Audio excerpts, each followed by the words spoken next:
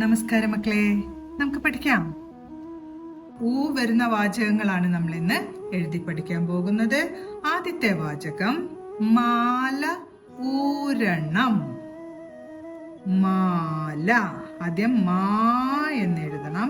മാ തൊട്ടടുത്തായിട്ട് ല. മാല.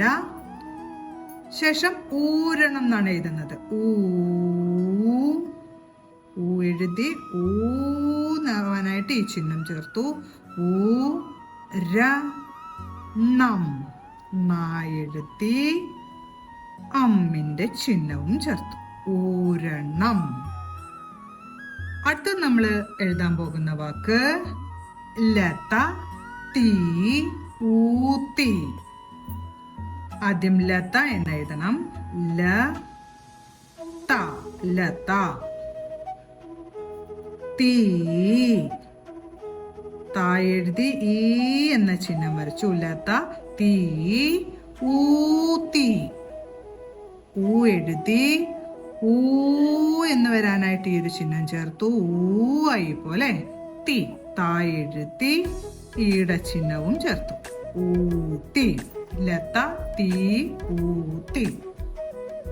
അടുത്തത് ഊണ് കഴിയാറായി എന്നുള്ള വാക്കാണ് എഴുതാൻ പോകുന്നത്. ആദ്യം ഊണ് എന്ന് എഴുതണം അല്ലെ. ആദ്യം ഊ എഴുതി ഊ ആവാനായിട്ട് ഈ ഒരു ചിഹ്നം കൂടെ ചേർത്തു. ഊണ്. എഴുതി ചന്ദ്രക്കല. ഊണ്. ഇനി കഴിയാറായി എന്ന് എഴുതാം അല്ലെ.